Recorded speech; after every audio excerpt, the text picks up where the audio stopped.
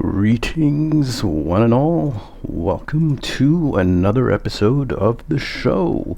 Odin is not in tonight, or he might be a little bit late, so we're going to be running it in his place. I am the Sarcasm Detector, the Grumpy Intelligence Officer, and I have my panel with me here tonight. Starting off with the first one, just recently published a new book called Anti-Constipation Food Replicator Recipes for Pack-Leds. It is our chief instructor, Kirby. Hey everybody, how's it going? We also have our holographic emergency role player from the Department of Emergency Roleplay, Alan. Good evening. We have Spencer. Hello. And we have TimberWolf, who's going to be running most of the show tonight. Timber, you look especially shiny tonight. I think the waxing did you some good. Don't worry, the hair will grow back. And how's it going, guys? Don't worry, you do not look like a wet rat at all. Better than look like a wet Spencer. And we have a special guest star tonight, a guest host. It is Aaron. Hello. Hello, everybody. I'm still Admiral Aaron. Nice to be here. Take it off, please. Let's get started. Timber, please. Well, we just wanted to first introduce Aaron. He is somewhat well known. I'm not entirely sure how well known. I know he's got a good following in the Foundry, but I was going to open it up to Aaron to just kind of introduce himself and give everyone kind of a brief description of what he's been up to and what's coming out soon from his department.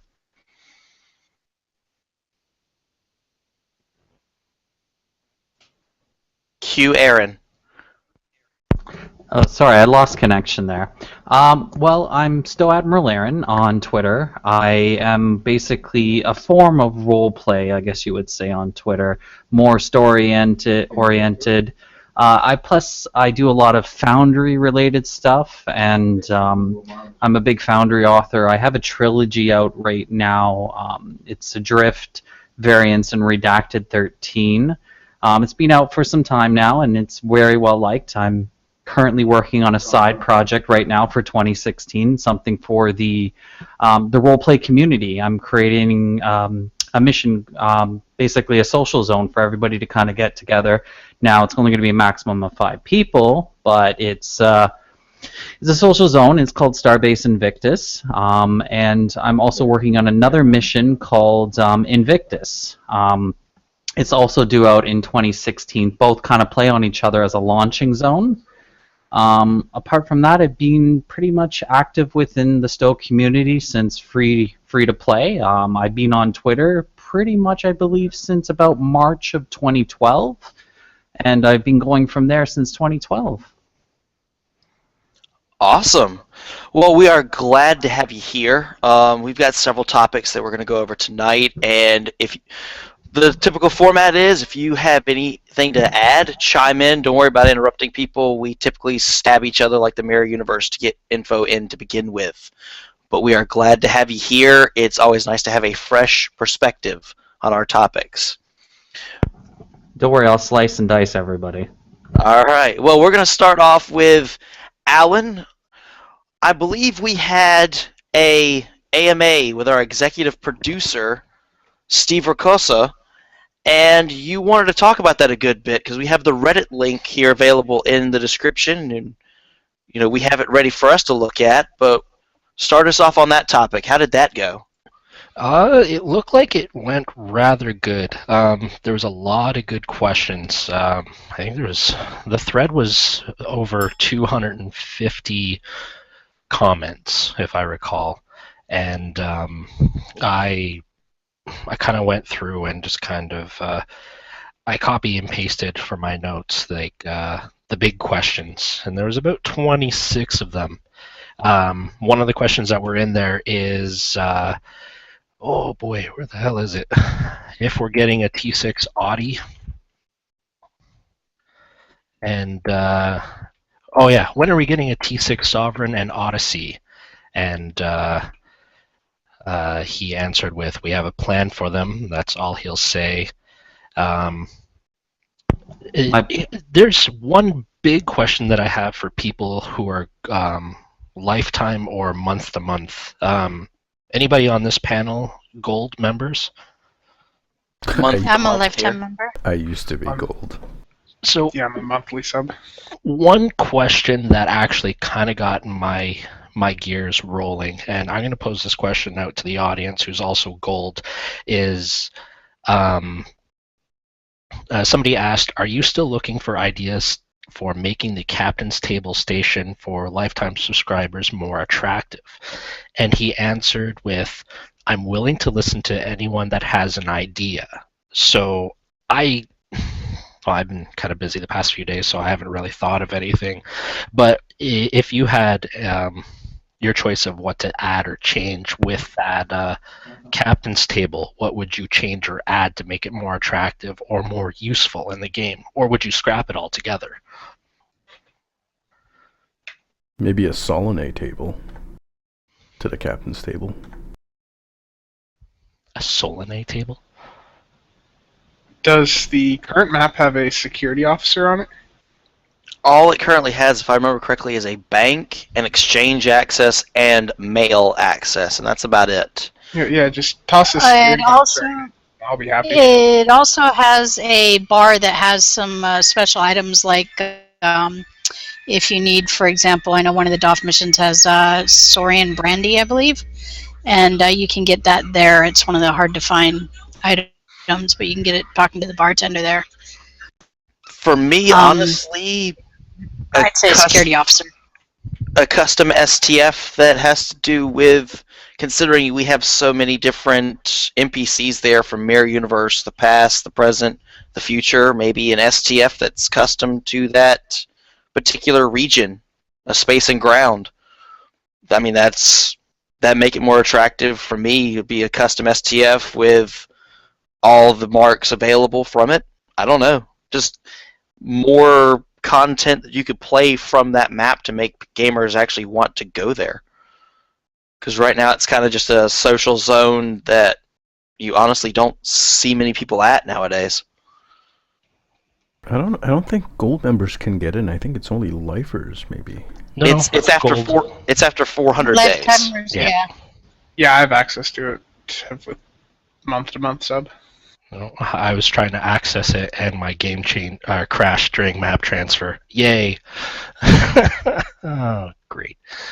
I've never actually seen it, to be honest with you, and I'm not even a lifer. Shocking. Yeah, it's if you're at ESD space or Soul Space, it's the little nebula that's off to the side. The visual effects in there, like it actually looks kind of cool if you're in a ship. If you need to take like a demo record of a ship that looks like it's flying, this would actually be a good spot to do it, and you don't actually have to worry about keeping the camera path up with the ship. We gotta restart STO. But other than that, yeah, there's nothing really there, and I don't know personally what else to really add to make it more interesting. But there's a lot of good questions. Actually, I know something of topic that we've been talking about a lot is no-win scenario. Why was no-win scenario removed from the game? Will no-win scenario return? And the answer for that is no-win scenario was a fun queue, but as the player base got more skilled and gained access to more powerful weapons, it became anything but no-win. In addition, the reward structure made certain non-ideal behaviors, made certain the optimal way to play.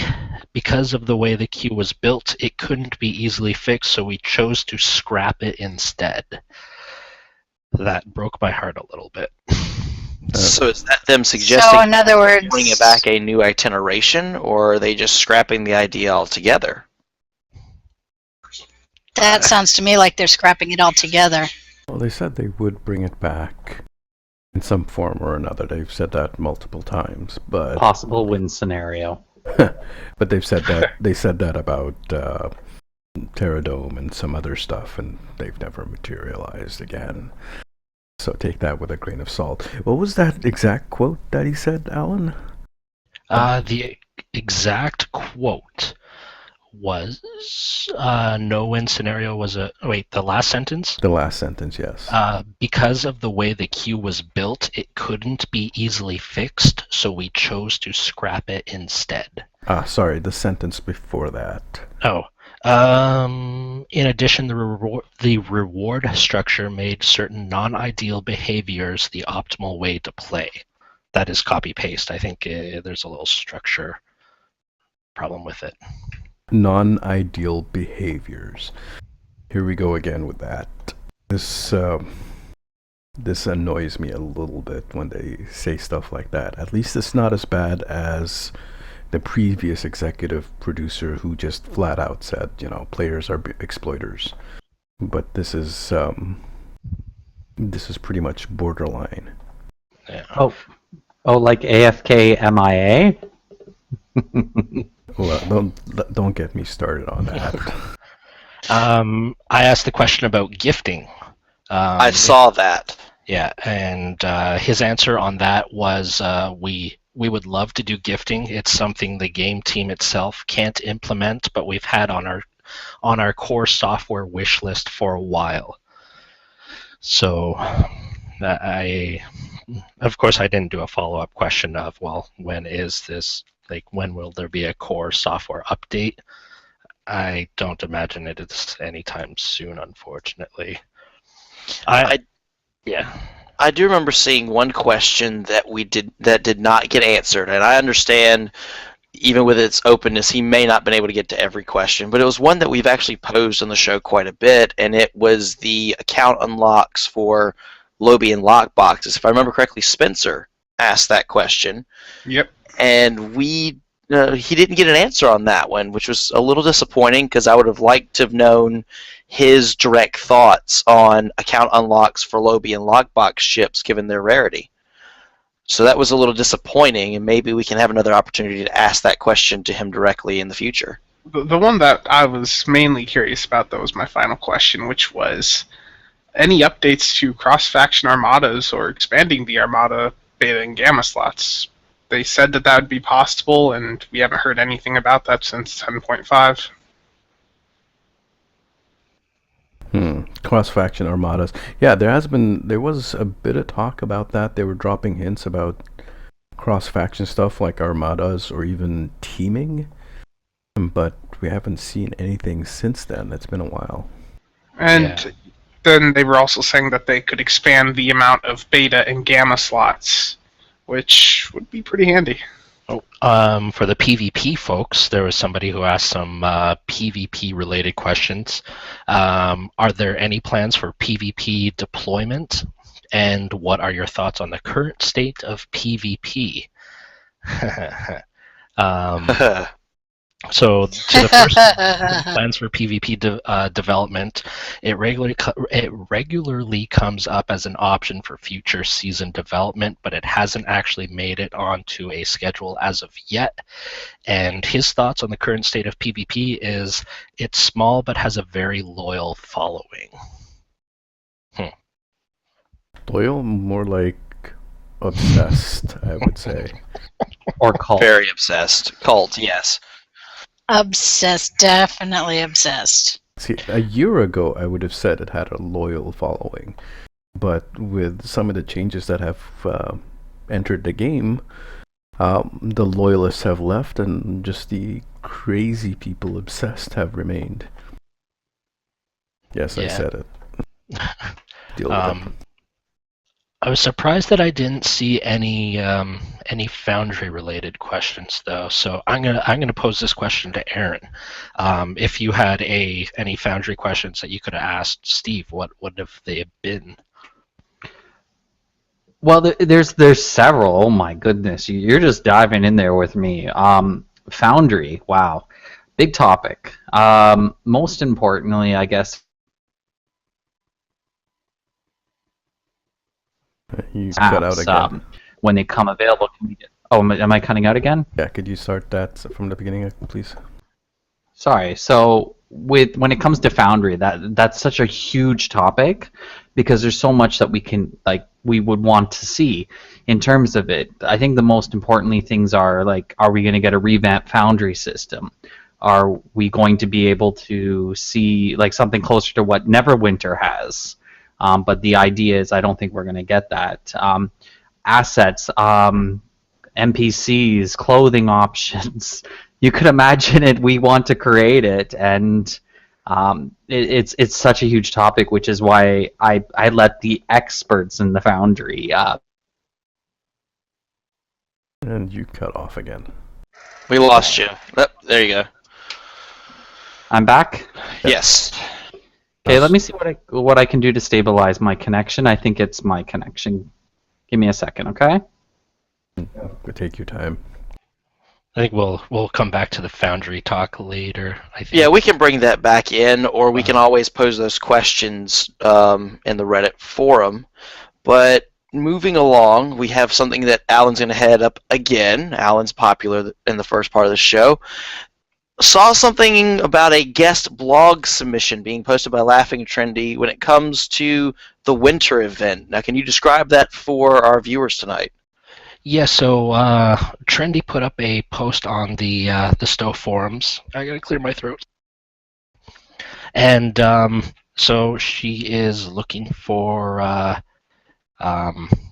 guest blogs, really. So from now until December 4th, they're taking submissions for guest blogs submitted from the community, and this is to show off any parties and events that you'll have going on for the winter event, I believe. If I remember correctly, they're looking for minimum of 200 words, maximum 600. She didn't want a novel. And pictures to go along with it, obviously details of what you're going to be doing, and I think that was the general gist. I haven't really seen a guest blog featuring any fleets or any fleets in particular. So if you guys are doing something for with your fleet for the winter event, I know. Was it Sarcasm? Was it Dental who was doing a big winter thing, or somebody else who's doing a big winter giveaway? Shut up, Wesley. Yeah, Shut Up Wesley was doing a big thing. So I'm sure if I were them, I'd be typing up something just to get the word out there, or whoever. But we'll have that link with all the details in the show notes after we publish this video. So it's just a small thing to talk about. But definitely something that a lot of people could use to either promote what they do currently in the game as an individual, or their fleets, or their group. So it's a good opportunity to get the word out about what they're doing, and at no less the winter event, which is typically ends up being a big to-do for a lot of people.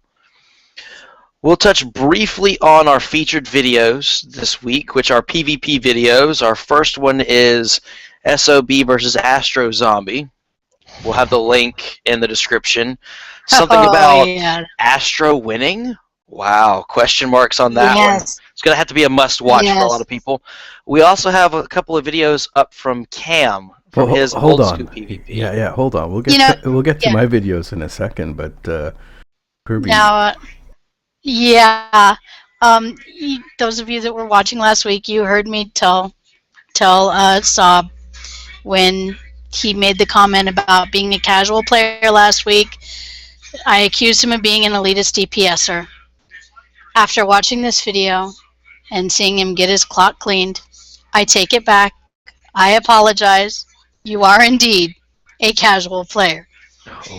I would say, of course, after this, we got to go do a ground PvP or a space PvP. I'll bring my main and show you what happens. Wouldn't that take you back to elitist, though? I know, right? Oh, it's a video of a low-geared alt of mine fighting a full PvP build, so of course it's not going to end well. So you're saying that it wasn't a fair fight? Hold on a second. There's a part 2 to the series where he fights my main PvP character, and it ends quite well, I'd say. All I hear is wah, wah, wah.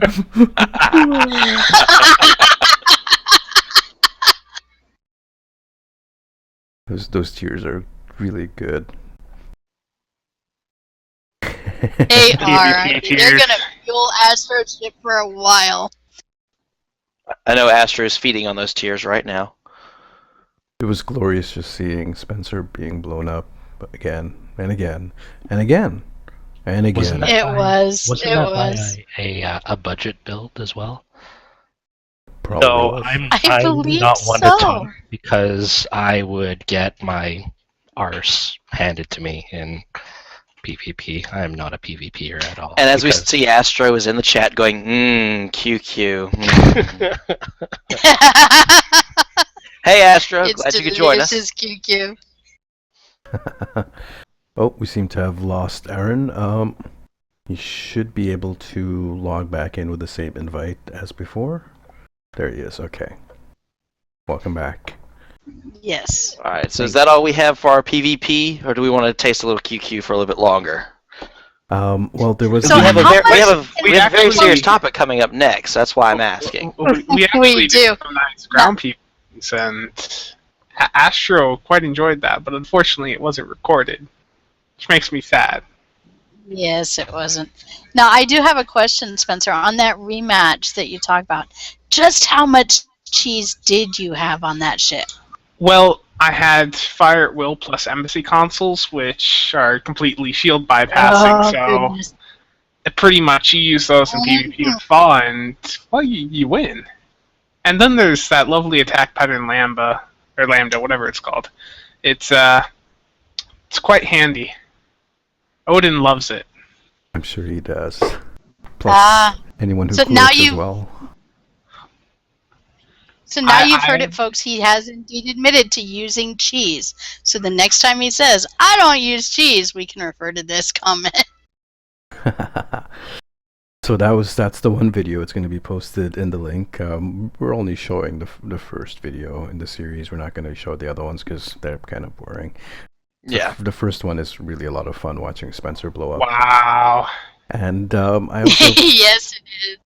I went back through my archives of old PvP videos because one of my fleet mates asked me to check, and I found two very old PvP matches from almost 2 years ago.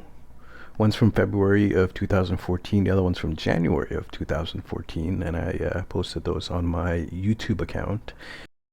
Very interesting watching, just seeing how the game was just 2 years ago and how things have changed. I think you guys might be interested in watching those. There's some interesting stuff in there. I mean, this is so old that the shared cooldown between the teams was still in play. They hadn't removed that yet. That's how old this was. But Yeah, that is taking it back a bit. the links will be posted in the show Yes, notes. it does. Alright, well if that's all we've got on our PvP videos, let's go to probably what's going to be the meat of our talk tonight.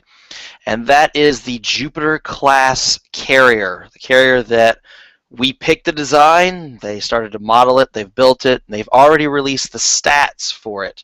It's a T6, what is it, science carrier is what they're trying to advertise it as. Yes. And I believe Sarcasm can probably get our stats up here on the share. Give me a second. Let me give you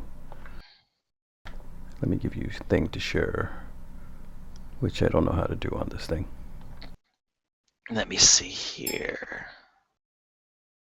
Okay, that works. Alright, we'll start a screen share here. So, if you can see on my screen, let me make it full screen here. Just want to make sure everybody can see this right here that we've got going. We've got up our details on the Jupiter class, which it's a tier 6, built as a science ship as far as weapons layout. You got a 3-3 setup with 4 devices. The bridge layout. Now, Cam, you can correct me if I'm wrong. Very, very limited. Even if you use the universal as a tactical, very limited in tactical output with a lot of science and some engineering abilities, with the hybrid seat of Intel and console layout. What do you think of this ship? I'm opening that door. I'm opening Pandora's box because I know we have our own individual thoughts, but I want to have yours first because I know you like to theory craft a lot of these. All right. Well, I don't consider this my playstyle at all. So highly likely that I won't be getting this ship unless something very specific happens, which I'll get to in a couple of seconds. So like you said, the bridge officer layout is very limited. It's not quite as limited as, say, the Aatrox. The Aatrox only has 4 bridge officers, which would be a commander and lieutenant commander science, a lieutenant commander engineer, and a lieutenant tactical. So it's very limited in that regard. You cannot change anything. You have no flexibility. This is slightly more flexible. So you have the commander science and a lieutenant science, and then you have the lieutenant commander engineer, which doubles as an intel, which, if you guys know me, I really hate it when they put the hybrid seat on the engineer. Just can't stand that at all. And then you have the lieutenant tactical and a lieutenant universal. I'm not really a fan of this layout. It's fairly close to how the obelisk is set up. The obelisk actually has a commander engineer instead of a commander science, and the obelisk also has 2 universal seatings, a lieutenant and an ensign, as opposed to the single lieutenant universal here. What I would have liked to have seen done here is take that lieutenant science and turn it into a ensign science, and made that lieutenant universal a lieutenant commander universal.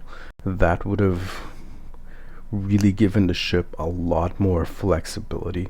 You could have run that lieutenant commander universal as a tactical, an engineer, or a science for that matter, and it would have gone really, really well. As it is, the ship does have a little bit of flexibility in both the science and engineering, but using that lieutenant as a tac, or that lieutenant universal as a tac, is still really underpowered. Console layout, it's fine. Three tactical, 3 engineering, and 4 science. It's not terrible. I think at the fleet level it gets a 4th engineer. Yes, a 4th engineer. That's really not that terrible. I mean, it's at the fleet level, it's exactly the same as the Recluse, which has 4, 4, and 3.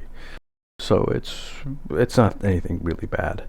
It does have a lot of shields, though. I think the base model has 1.25 and 1.37 for the fleet variant.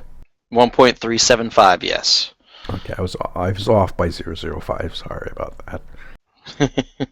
But yeah, it's going to be when I see this ship being run on, it'll excel at being a healer. It'll excel at being a crowd controller. It won't excel at all at being a DPS ship, and it won't be a good tank. And it'll be really hard to tank with this thing just because it'll have a hard time grabbing the aggro. Although you can use the science abilities to generate aggro. Although it's preferable to use the ship weapons themselves. I'm not really sure. It's going to be big. Maybe about half as big as a Odyssey. And it's slow. 6 turn rate. So that's yet to be seen how that actually flies. We haven't seen it yet. I think it might come out tomorrow. Not really sure. The trait that comes with it is very appropriately named. I have to agree with that. I mean, yes, that's. And I have it highlighted right here. The trait is, upon activating either an Intel Bridge Officer ability or Tractor Beam 1, 2, or 3, you allow your pets to use Transport Warhead 1, which Odin will say right now is one of the worst torpedo abilities in the game. And he would not say it that nicely. He would probably go off on a 10-minute rant. So thank goodness he's not here for that. But Cisco it's style. for what you're using. It's not a good trait. I understand what they were trying to do to make the pets more useful, but that particular power is one most people try to actually avoid, whether they're running torpedoes or not, honestly. I wouldn't call it the worst torpedo power in the game. I would call it one of the worst powers in the game, period. Just to give you an idea of how bad this is, I was listening into some of the tests that Odin and friends were doing on Transport Warhead, and it is... Okay, so firing a torpedo at a shielded target with full hull, full resist, and full shields, you will do more hull damage through the shields, this is a torpedo we're talking about, than a transport warhead would do through the shields. The damage is that bad. We're talking like 5 points of damage from a torpedo. You heard that right, like 5 points of damage. I remember listening to those tests, and that number is fairly accurate. So when we're talking about a tactical cube, an elite tactical cube, which has something along the lines of 7 million hit points, 5 damage is absolutely wonderful. I love the sarcasm there. So the other thing that I think the only interesting thing on the ship really is that is the pets. Oh, we forgot about the console. Yeah, the console is a universal, which is fleet coordination matrix, and it says that it gives a boost to damage and accuracy to allies when activated, and affected allies also get a large amount of temporary hull hit points. And the passive is a boost to accuracy and shield hit points. So this console really is a team console, kind of similar to the old Steamrunner console was used. You'd want to make for sure you're a team-based, like crowd controller, healer, as Cam said. You're not so much your own personal output of any kind. You're worrying about your team. And it's going to remain to be seen what kind of passive boost and what kind of active boost it gives to see if it's going to be useful in the roles that it's probably going to be most likely used for. I just want to point out some people, I've seen this talk on Reddit and the forums, and even in our chat right now, people are talking about the trait of the ship, using it with 12 elite scorpions, for example, shooting off 12 torpedoes. 12 times 5 equals 60. So you're going to be doing 60 points of damage to a cube, for example.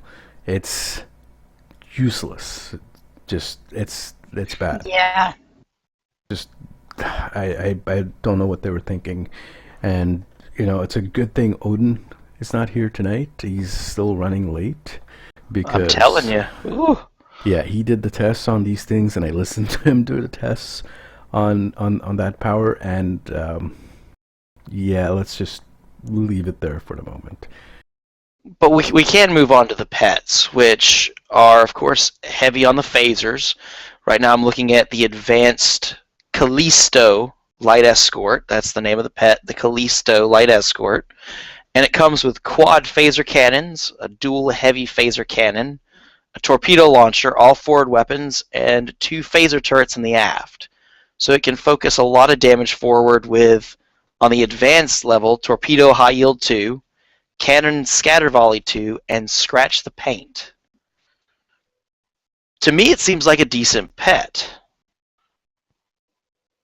Well, it is the first quote-unquote frigate pets, usable faction frigate pets for the Federation. So that's certainly interesting in that regards. What it looks like is a Aquarius that has had the wings removed, those foldable wings removed, and had just fixed wings in place. And the nacelles are from the I think it's from the Guardian that has those types of nacelles on there. So that's pretty much the only thing I'm really interested in the ship are the pets themselves. And what I'm wondering is if I can run those pets on a command battle cruiser. This is what I want to know. If I can just grab one elite Callisto Light escort and stuff it in my battle cruiser, that might be interesting. Just I hope I don't have to actually buy the ship in that regards to get access to these pets, but most likely I will, unfortunately. Well, for right now, from what it says from the blog, it doesn't say they are locked down to just the Jupiter, so there is that possibility. Now, there is one really good thing about this carrier. It's psi heavy, so it should have a very nice Admiralty card. Oh, that's a good point. Yeah. This is true. That'll probably, sadly, be the best use of the ship. Now, to add to the topic of quote-unquote science, I've been seeing some comments already, not in this chat, but in Reddit and other places where folks are being like, oh, yay, Federation gets another ship, and us Klingons and Romulans have been forgotten about. It was stated when this thing came out that this is a trial with the Federation. If it works out, then they will be moving to the KDF and the Romulan factions. So just sit tight.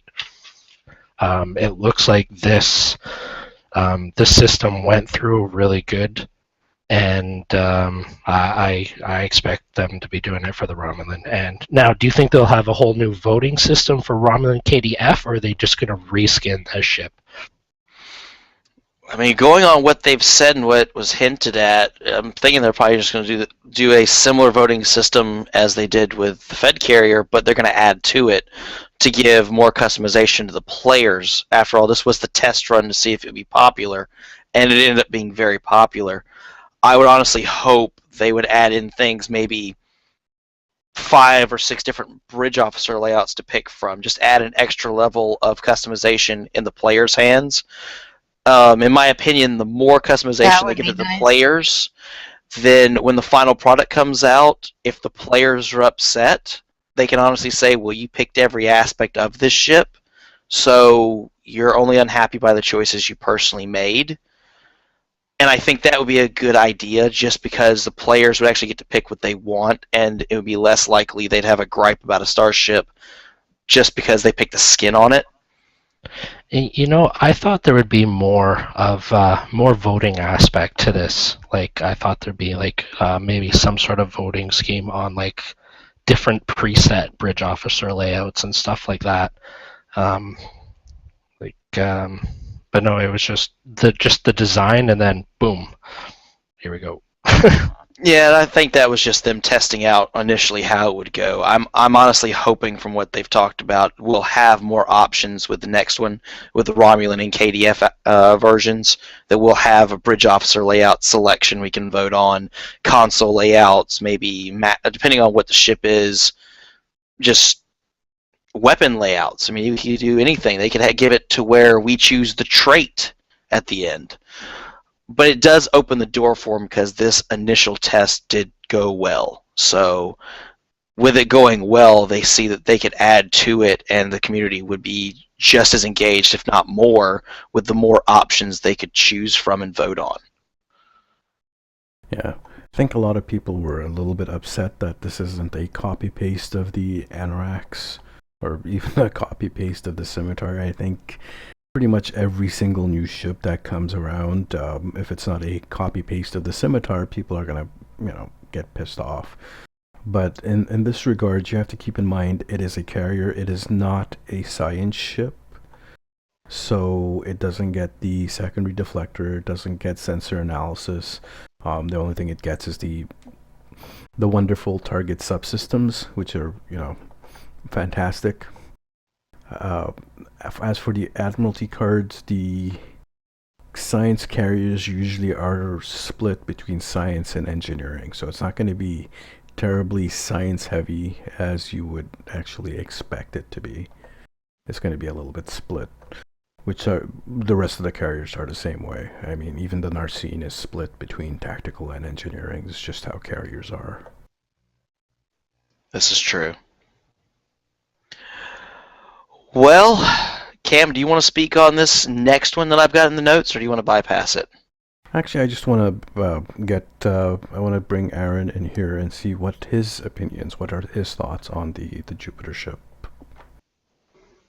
I wish it was better. I will say that. I do wish. And you cut out again. I would have preferred a 4-3 instead of 3-3. But I've not been a big fan of carriers for my main tune. See me cutting in and out, Aaron. I'm. Google hates me tonight. It's not liking you tonight, bro. I know, right? It can happen. You don't have anybody there running Netflix at the same time, do you? No, you know what? We shut everything down. Are you on a wireless? Unfortunately, yes. Okay, that's probably why you probably have some kind of interference going on. Yeah. Give me a quick second here. Let me see if I can run it on the other computer. No problem. While he's doing that, what about the rest of you? I mean, let's give us your opinions on the ship, starting off with Alan. I pick you. I don't know what to really think. I personally have never been a huge fan, or not a huge fan, but with the exception of the Sovereign, I've never been a big cruiser type kind of guy.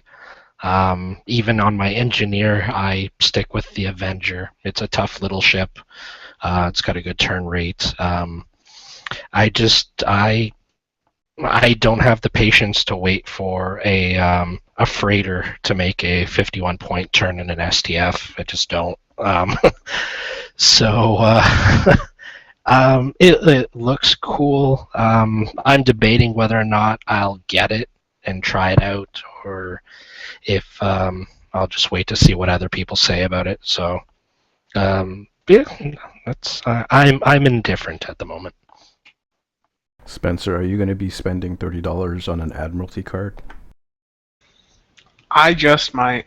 If it's science heavy enough, I might just do it. It's a expensive Admiralty card. It is, I'm telling you. But think about all the cheese you can do with this ship in PvP. Yes, it is such a highly capable ship. I could just imagine warping in and being instantly killed with that. I wouldn't say you get instantly killed. Well, in the old days of PvP, this would have been a fantastic PvP ship. This would have been one of those God mode healers, probably even better than the Recluse, I would say. Which is one of the better ships for healers in the old school PvP. Nowadays, though, yeah, not so much. Teacher, go ahead. Your opinion on this ship, please. Well, I looked at it and I tell you, I was disappointed by the stats. I really was. I agree with you. If they had made the Lieutenant Universal a Lieutenant Commander and then, change the science to an ensign, that lieutenant side to an ensign, it would have had more flexibility, and I might have considered buying it if that were the case. But with the stats the way they are, I personally don't have a use for it. It would be a downgrade from what I have on my side tunes, so I'm not going to be buying it. Yeah, speaking of downgrades, I mean, just a Recluse would outperform this. I think an Obelisk, not the Lobby Obelisk, but the advanced one, the good one, would outperform it. It's better than Aatrox. It's got that going for it. You got me there. Okay, Aaron, are you back yet? I think he's still loading his other computer. Well, it does give us time. Do you want to touch briefly on what we've got in the next notes? Do you really want to go there, Cam? No. I'd be asking Sob if he really wants to go. I think it's a great topic. It's all revolving around one of Sob's deals that he's done, the Ox to Defiant, an Ox to Bat build on a Defiant. He's looking to get Cam's seal of approval, and he's using Alan to help him with that because a cloak would equal more immersion. And I don't think it's going to happen, ladies and gentlemen. I really do not. No, I don't think so either. No. No, it's Alan. This build helps Alan's immersion, but having a built-in cloak would help his immersion more. It does. There would be less emergencies that I would have to tend to immersion-wise if this got the seal of approval. How would Ox to Bat on a Defiant improve your immersion? Because they say that all the time in the show. Immersion, yo. No. I don't think this argument's going to go in your favor. I really, really don't. I don't care. I like using Ox to Bat. Yeah. It helps me do what I need to do to make sure I do my part for the team. That's my play style. Don't like it? Well, you're not playing on my keyboard, so deal with it. You're not really playing on your keyboard either using Ox to Bat. But let's move on to the next topic, please. Oh, yes. Our next topic... Dirty Elites. Actually... Oh, wow. It actually has to do with... I took a shower last month, okay? I know, right? Clearly. I actually saw the paperwork for it. He submitted paperwork for that shower. Anyway, our next topic has to do with teacher. She wants to do a teacher's corner. And if I read this correctly, you want to go over the fleet skill buffs. Please elaborate, ma'am. Yeah, so I know you weren't in the TeamSpeak when this came up, Timber, but you know, every once in a while in the TeamSpeak, something comes up that is not necessarily widely known that's in the game that is kind of tricky, or there's some aspect to it that's not widely known. And, you know, one of us will say something. The last couple times it's been me, and everybody goes, "Really? You can do that? Or it works that way?" And I'm just like, okay, maybe we need to start something here. And so that's where the Teacher's Corner thing came from. So this week, what happened was somebody was discussing the trait inspirational leader. And we were discussing whether it was worth the insane price on the exchange. And I pointed out, you can go to your fleet, spend a few fleet credits, and get the buffs that boost your skill point stats for 4 hours. They boost it about as much as I believe a single stack of inspirational leader does. They do. And it's constant. 10. It doesn't, right. And it doesn't have to stack up, and it doesn't ever disappear during that 4-hour window. Well, the trick with these is that, and this is what they don't tell you, when you buy them and you activate them, they only boost the skills for the map you are on when you activate. Meaning, if you are on ground when you activate them, you will get a nice boost to your skills for the ground, and only the ground, for the next 4 hours. If you activate them in space, you will get only a boost for your space skills for the next 4 hours. So now I learned this because I, like a noob, bought them, activated on the ground, went up into space and went, what the hell? My stats didn't change. So I had to start asking questions and figure it out. So that's my tip of the week. When you go to your starbase and you buy these things, make sure you are on the map that you want to use them for, because even though it doesn't say it in the tooltip, you have to be in space if you want it to work in space when you activate it. And to expand onto that, Great. make sure you activate it on the ship you want to activate on, because they stick to whatever ship you hit them on. This is Additionally, confirmed. See, and there's an aspect I didn't know. You need to change your ships if you want to swap ships then. You have to swap in space, because if you swap at the ship, just any shipyard, it will typically wipe the buffs off that ship. This is confirmed. I have seen that happen.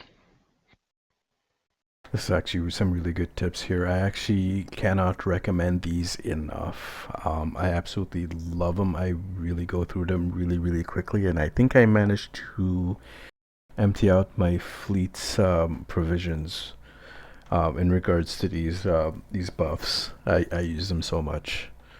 So yeah, they're really good. I believe it. And I've been using them for a long time. So they are really good, not just in PvE, but for PvP as well. Like I said, they stick to your ship. If you trigger them in space, they'll only affect you in space, and they won't cool down. They won't tick down if you're on the ground. They will if you're in space, though, or in sector space as well. So keep that in mind as well. But they are really, really good tips to use. Aaron, are you back? I am back. Is this better? Well, try talking for a bit. So far, so good. And we'll find out. Okay. This is terrible. I don't know what's going on. Did I cut out again? Just for a moment. It's not the first time the show has seen technical difficulties, so I would not worry about it in the slightest. It's actually part of the show's ambiance. Well, I'm really sorry. I'm not too sure what's going on. I've shut down everything, and now I'm directly connected. And I'm not using my wireless headset anymore either. So far, we've just been going over using your fleet buffs that you buy from your fleet starbase to boost your stats. Very similar to a single stack of Inspirational Leader, and what the catches are when using them. That was our recent topic discussion. If you wanted to go back to the Jupiter and briefly discuss that before we move on, I know you cut out on that one. You're more than welcome. You have the floor. Well, I wasn't very impressed with the Jupiter. It's all right. It's not the best, I would say. But I definitely would have loved to seen a 4-3 console for weapons in the front, definitely. I'm not really caught by it, I would say. Not something that just jumps out and says, buy me. That's what you're saying. That's correct. It's not screaming by me. What's screaming by me is that T6 Audi that was in the AMA. That screams by me. Yeah, I have to agree. For me, for the Jupiter personally, if I was to buy it, if I was to experiment with more carriers, I already have the Sarthian, and if I was to go for another carrier, it would have to be the fleet version. That would be the only way I could really probably get behind this, just because it has the extra console slot. I would not want to buy it for the trait, given its title, kind of apropos. But that's just me. That's just me. You're right. Sarthan will eat this for breakfast, and it's a free ship as well. Absolutely. Now, we do have a public service announcement, and this started on Steam. For anybody that uses Steam, they have put out a big sale on all their STO stuff. So the Legacy of Romulus pack, your Delta Rising pack, the Steam Runner pack, they're all on sale. Do you happen to have those prices offhand, Cam? I believe it's $112 and something cents for the Delta Rising Operation pack, and the Legacy pack, I don't know how much the Steam Runner pack is. I believe I heard the Steam Runner pack is down from $25 to $15. Yeah, it's something like that, if I remember correctly. And that gets you 2 ships, I believe, the Tier 1 and a Tier 1. Tier 1 and a Tier 5 that's upgradable to T5U. And it's not a bad T5U escort. At least in this broadcaster's opinion. 1679 Canadian. Actually, that's pretty interesting. So you're 40% off. Timber, you're actually doing a review on the Steam Runner, I believe you said earlier. Yes, sir. I'm running it with dual beam banks and with beam arrays to see which one's going to have the better potential. Probably beam arrays, but I'm not used to piloting it with dual beam banks yet. So it's been an interesting review so far. I'm still running it. So far, I happen to like it at T5U, but I do find it limiting when it comes to science, as it only has one science bridge officer ability in Ensign. So very limited there. It has a commander tactical, a lieutenant commander tactical, and 2 lieutenant engineerings, along with its ensign science. Oh, so it's an old chip then. Yes. It's a really old configuration. Wow. With that T5U, it's 4 engineering, 2 science, and 5 tactical consoles. It's not bad. It takes a little work, but it is a weird bridge officer layout to get used to, all things considered. But I'll probably have that up soon. I just want to make for sure that I'm testing. I've got everything set up right, and I'm getting good runs from it and a good evaluation of it. So that's almost as bad as actually, not quite as bad as the Kumari. If you remember, the Kumari, the DPS build for that was 3 tactical bridge officers and 2 engineering bridge officers. Yes. Very squishy, but could hit like a truck if you could live long enough. I mean, I'm having to supplement using things like the reactive armor catalysts and the biomolecular shield. So it's not as squishy as I originally thought. I'm having to use 1 engineering officer as engineering team 1 aux to civ 1 with a hazard team, and then just have a reactive armor catalyst in reserve. But it is definitely squishy. Yeah, interesting. So that's something. But $15, you get 2 ships or 3 ships. Is it already a fleet level or? No, it's actually something in the review I'm asking the devs for. I'm asking for either a fleet version or a tier 6 version to be more readily available, because it is a decent ship. The pack comes with a tier 1, a tier 5. It comes with 2 bridge officers to start you off with, a complete starter set of like weapons and shields, and I believe 1,000 skill point bonus for leveling. It's quite a bit to start you off with 2 starships and everything else. And for $15, that's definitely not a bad deal. Wow, 1,000 skill points. Yeah, I know. I taste the sarcasm. Wow. With any regard, I've got last here, unless anybody wants to add to it, we do have the R&D weekend this weekend. So you're going to have extra R&D materials dropping this weekend, extra R&D points if you're still leveling up your R&D schools. Try to get them to level 15, get those extra personal traits. So we do have that coming, and with it being Thanksgiving, yay, fill up on turkey and R&D. Yeah, and it's the end of the mirror event as well. Wow. Yes. Thank Yep, goodness. tomorrow at noon in my time zone, which is Central. So, yep, tomorrow it ends for another year. Which we are assuming that we're going to have the winter event come out in the next week. It typically starts the first week of December, so quite probably next Thursday we could see the beginning of that. Hopefully we see blogs coming out probably Friday or Monday. That's what we're looking at. Yeah, we're probably going to see, well, I'd say a 50-50 chance we're going to see the Jupiter tomorrow, because usually they release it the same week that they release the stats. If not, then it's going to go for next week. Might I'd have see to a agree. winter-related trailer as well. Hint, hint, nudge, nudge. Oh, Alan. Looking spill the forward to it, beans. Alan. Oh, Yep, I'm looking forward to that. yeah. I was trying to see if the Winter Wonderland was on Foundry, so I could, get ahead of the pace and get one going. But I don't think it is. no, and Maria, bless her heart, she actually tried to get it on there for me. I love her. Well, we do know that there's probably going to be new stuff coming out, probably new ground weapons. Maybe they did last year the Breen warp core that you could get from there, and there's probably a new event that we can be a part of. So there's going to be a lot of interesting new things to play with. Of course, we've got the new winter event ship. Still no word on that, though. We have seen the leaked Admiralty card, which is the Resreth Dreadnought Carrier. So we do already know what ship it is. We just don't know much about it besides its Admiralty card. I thought of one more prize that they should create for this winter event. What would that be? It should be a ugly sweater, and it should be the uniform top that Wesley wears in TNG with the ugly gray. Oh God!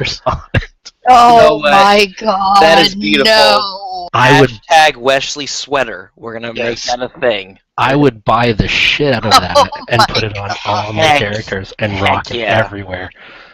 Pardon my French. Yeah, that would work. That would work. Well, I'm going to open it up. We have one last thing that one of us added here. Is there any questions that anybody in the panel has for Aaron? You know, he is a guest here, and he does do a lot of Foundry work, but is there any questions from either the panel we have today or from the audience while we're closing up shop today? Any questions for Aaron at all? Don't make me sweat, people. Make them easy. So, Aaron, I've been... I think you and I have talked back and forth a little bit, but your 2016 Foundry mission call, that one is Invictus, correct? That is correct, yes. I'm producing a Foundry mission for 2016 sometime. And tell us, I think I remember the answer to this question, but tell us how long you've been working on this one mission.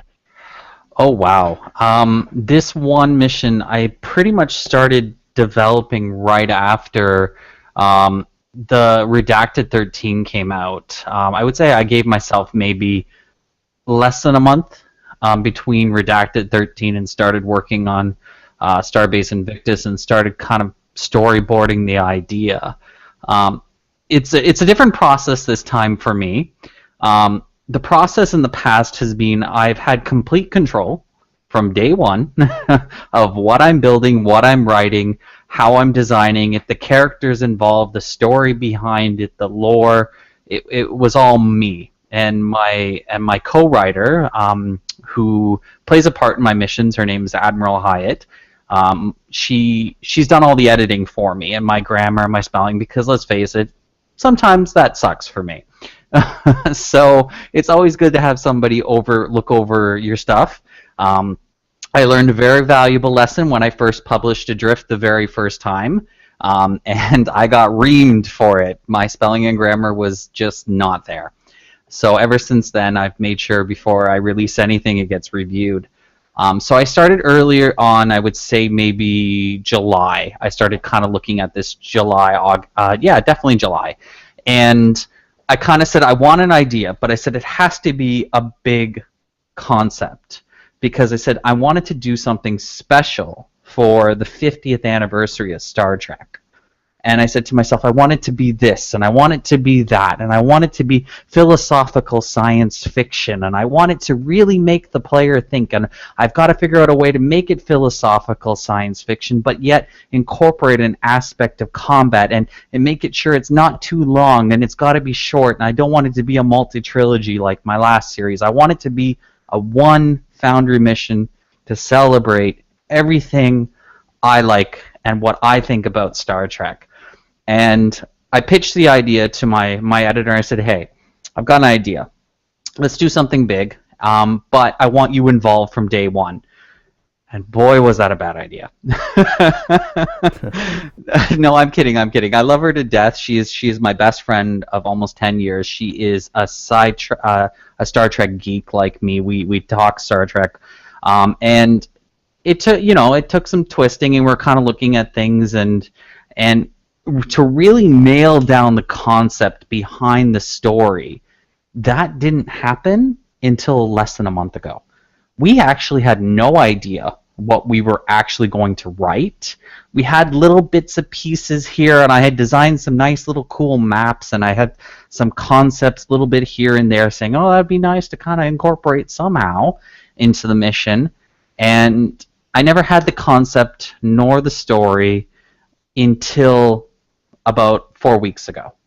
And I looked at her, and I was over at her house, and we were just chatting away. We weren't even talking about the mission, and I just said to her, I said, I have an idea. And I just looked her in the eye, and I said, this is the idea. And I went X, Y, and Z, and she just looked at me, and she goes, I agree. I think that would be great. So we have the concept, the idea, so now I know where we're going with the story. So I think it's something everybody will appreciate. It's definitely nothing I've done before, and I've said that on other podcasts. I'm not trying to go the creepy, scary route that I had in the past. So we're looking at more of a different angle to it. And I've said in the past I want to kind of do like a first contact kind of mission. So that's definitely something I've said in the past I wanted to do. So right now, I'm kind of still storyboarding the idea. I have some maps in mind I've been creating. I've been thinking about Foundry scene cutscenes, as I call them, to kind of get everybody introduced into it. And sorry for that big tangent. No, that's cool. Don't worry about it. Awesome answer. You were cutting out the whole way through that, so no one heard anything. Oh, was I really? That was a light No. Some of our tangents can last for hours, so you're fine. But was I cutting in and out? No, you weren't. No. Oh, thank No, you goodness. But you just gave me a really good idea here. Perhaps because of the technical issues we had tonight, we didn't really get a good interview going with you. So maybe you can have a supplemental with one of the other panelists here at some point, either Alan or Timber, or I guess it would be Alan or Timber to do it, and make a separate interview to pre-recorded type thing. Actually, how about, and Timber, this is totally up to your schedule and obviously Aaron's, but we play through his latest Foundry mission together, like the three of us, and we play through it, and then we pre-record it and then release it. I'm all for it. That sounds good. Would that be Redacted 13? If that's your latest one, yes. Yes, Redacted 13 is my latest one. Warning, if you read everything, you will be in there for about an hour and 10 minutes. Oh, guaranteed. That's fine. The last one we did was Trouble in Paradise by PAX, and we made for sure we read everything. That was the big thing about studying that Foundry mission, was making sure we understood every aspect of that story to enjoy the story that was written. So time is not an issue when we do those kind of things. Also, it's the conclusion to the trilogy. So you might want to play the first two first, just so you get a feel of where the story is going. The good news is that the ending really does sum it up very well, and it is my co-writer's effort. She took a script that I handed her, and I wrote it in 3 days. And I handed her the script, and she looked at it, and she goes, no. This needs to go, we need to add this, and she's like, we need to add some Trek, we need to add this, we need to expand upon this, you missed this, why did you leave this out? Love her to death that she fixed it up for me. So it's fantastic. Is she a fellow Canadian as well? Yes, she is. Oh, okay, so she wouldn't nitpick you for, or get on your back about spelling color wrong, even though we spelt it right. Trust me, I have seen those in my reviews. Oh my god. Jeez. Oh, come on, people. We're speaking real English here, not simple No, English. don't poke the hornet's nest there. Don't poke the hornet's nest. Yeah, they're already trying to do that with me Odin you're in talking chat. about. Not only do I poke the hornet's nest, I knock it down and kick it around a bit. And then rides his moose over it. Well, I know. I think you guys are saying you're getting to the point where you're going to wrap up the show. Well, if no one else has any questions for you, I mean, I do want to make for sure that while you're here, you know, this is probably not going to be your last time here. Of course, you're always welcome to join us in future episodes. But if anybody still had any questions, I figured I'd leave it open for a few minutes before we closed up shop, and they could ask it. Oh, I got another one. Fleet that you're with, what does your fleet do? Like, I know you mentioned that your Foundry missions are catered around a role-playing aspect. Is the fleet that you're with a role-playing fleet, or just kind of a bunch of Foundry peeps that hang out and help level up and then break off and do Foundry missions, or? Well, I'm actually part of Stonewall Fleet. They are a very large fleet, and they have aspects of roleplay. They have aspects of community. They have the aspect of a whole bunch of things. Like, it's hard to narrow down what they are, apart from like one of the largest LGBTQ fleets in probably the game. But they have very talented authors in there. I'm glad to be counted among one of them. But we also have people that are DPS oriented. We have people that are roleplay oriented. We have it's a wide variety of fleet, and they do a lot of things. The former community forum manager, actually Brandflakes, is among our ranks, and he's always in there. And he's actually running the social media side of the fleet right now, which is really cool. So we've become very social media oriented, and he's taken the helm of that. And we hold events, we do things within fleets. We've done, I guess, a pride parade where they hit the starships and everything along that lines. And it's a really fantastic group of people, and from all across the globe. And it's been an eye-opening experience for me. And I do not regret the day that I actually walked away from a fleet that I was the guild leader of, and I said, I can't manage this anymore, and I've stepped back into the ranks as one of the lower end members, and I never regretted that. That's pretty Nice. That's awesome. So just a few things before we wrap up.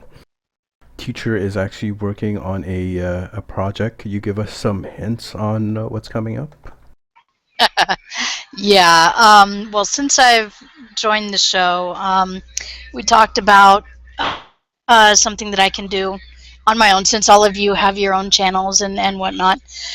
So we decided that since limitations with my data usage because of my internet service, I can't stream until after midnight on any given day.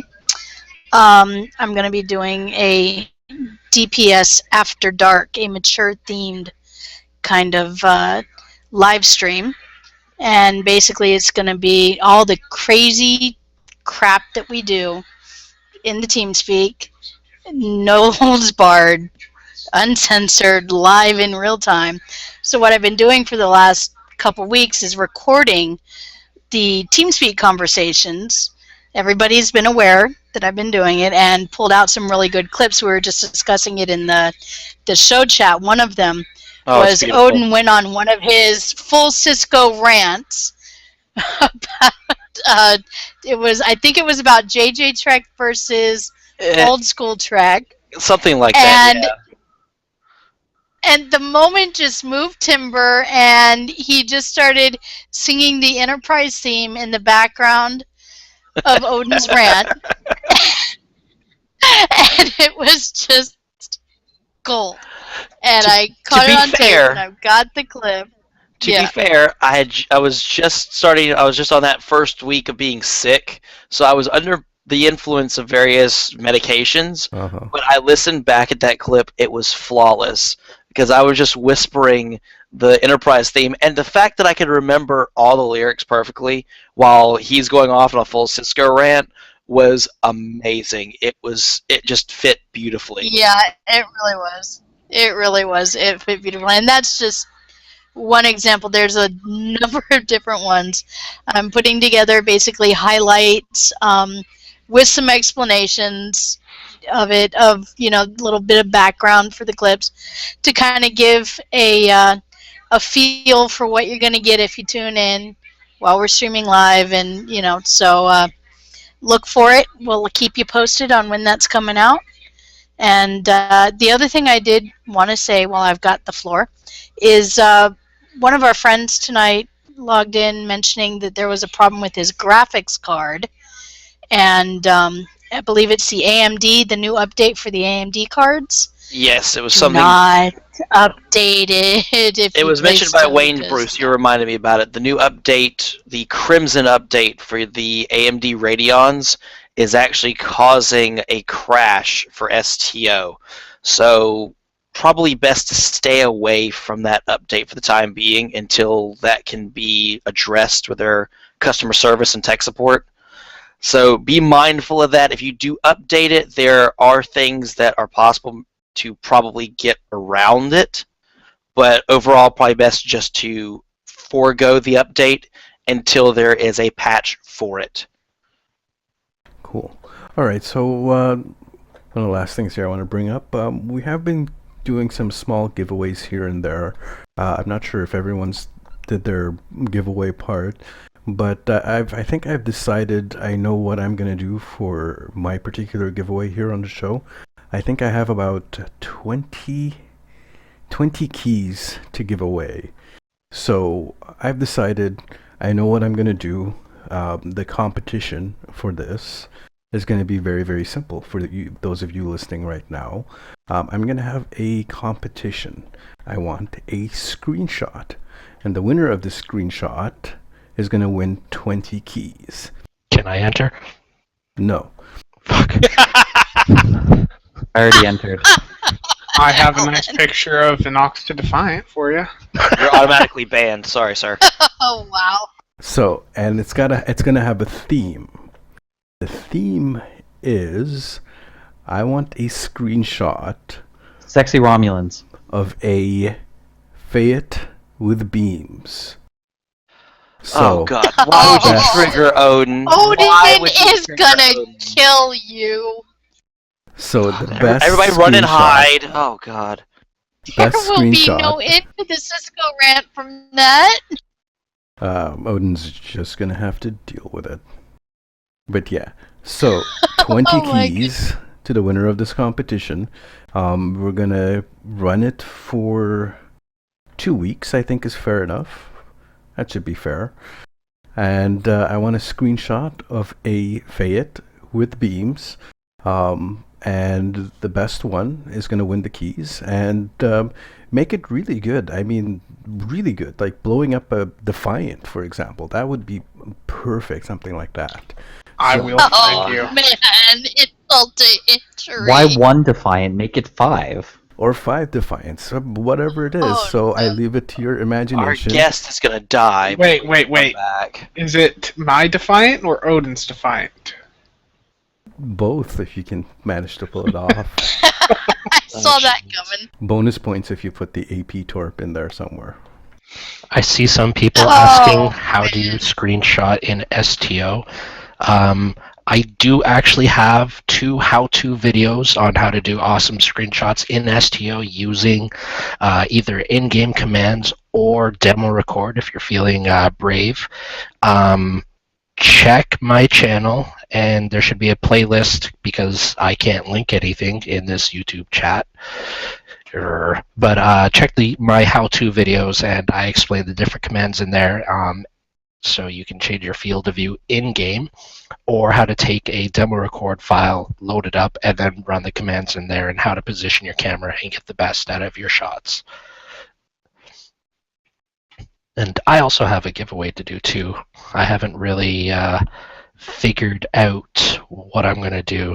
I think submissions, you need to do a 3-minute theatrical trailer and have it submitted by the end of the week. How's that? No? Oh boy. I think I know what I'm gonna do. I'm totally kidding. I'll think of something. I was thinking screenshot, but now sarcasm kind of took it away, and I'll think of something. Well, you can do the same thing, but not the same So- thing. No, I know what mine's gonna be because it's something that me and Alan have been wanting to plan again anyway. We'll do it after Sarcasms is over with, and we're gonna give. It's gonna be a long one. It's gonna be 2 months. We are redoing our Foundry contest, so we'll give you about 2 to nice. 3 months. Because I know some people, they might be working on summer. It might take them a while to finish what they've got. We'll give you about 2 to 3 months. Come springtime, We will have our winners that we'll do recordings for with Alan if he's got the time, and I'm giving you plenty of time now to clear a schedule to do another trailer for the winner that we live stream.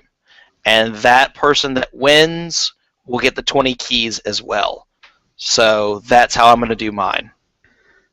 Why do I feel like you're hinting something at me? Well, hey, you did say 2016, and I am giving people, let's see here. If I'm starting it after Cam, I'm starting it in late December. I will give people until March 1st. March 1st to finish whatever they have and submit it. And as of March 1st, me and Alan will start going through them and figure out who our top 3 are with our winner selected. So you have till March 1st to enter, and I'm sure with your best friend that you will finish it, Aaron. Well, I do have Starbase Invictus, the social zone that I've been working on, and that is probably about the time it might launch, I'm thinking.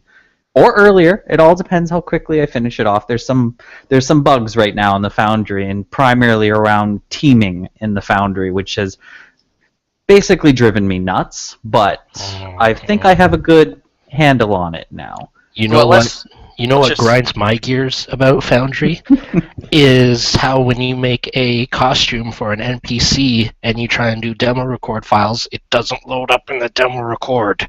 So I've seen the shots that you've done for your like a little teaser trailer for Invictus, and if I tried doing that my way, none of your NPCs would load up in demo record. It would just be an empty map of item. Like all your items and stuff would be there, but none of the NPCs will be there. To be honest with you, I used to be more high tech, but I use Paint. I thought you did a little video. Yeah, I actually have a little screen recorder that I use. I've just been using. I don't use demo record because of all the custom NPCs in my missions, nothing shows up. And plus, to be honest with you, I don't really still understand how to use demo record. So that's part of the reason that I don't use demo record, because I'm like, it confused me. Let's be honest, I don't think most of the devs know how to use demo record. But I did want to mention, because since we're talking about contests, prior to King here, is I do run Foundry contests. I have given away positions in my missions. I've given away walk-in roles. I put people's starships in. I've run screen tests. I've given out Zen. But I am definitely thinking I will be running a Foundry contest again come 2016 for probably a walk-on role in Invictus. And I'm thinking I will probably launch it after probably you guys are done or around the same time. Just to, a way to get somebody who doesn't know how to use the Foundry, who doesn't necessarily understand how it works, but they want to see themselves in game. As I've always said, it's a great way for them to see themselves in game. And I never put any of the characters that win any of my contests ever in any compromising situations, and I never kill them off. That's my promise. I always say that. But apart from that, I did want to mention as well, I said I was going, and I said this to everybody, I was going to give away a really big spoiler about my Invictus Foundry mission tonight on the show. Is everybody ready? Ooh, listening intensively. Let's see what this spoiler is. It's 3 words, and I'll give it to you right now. Distant origin theory. Interesting.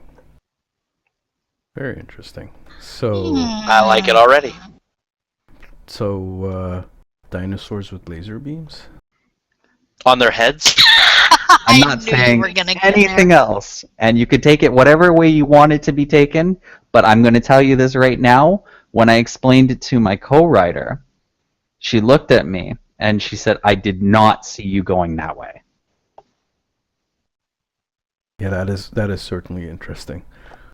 All right, so we're going to have to wrap this up for tonight, guys. The details for the competition are going to be added to the show notes, and I will be doing a post on Twitter and Reddit and probably my channel at the same time after at some point tonight or very early tomorrow morning. This is it for the show for tonight on Wednesday the 25th of November. Thank you very much to Aaron for joining us tonight, despite the technical difficulties. Odin, I would say we miss you, but yeah, that wouldn't be sincere.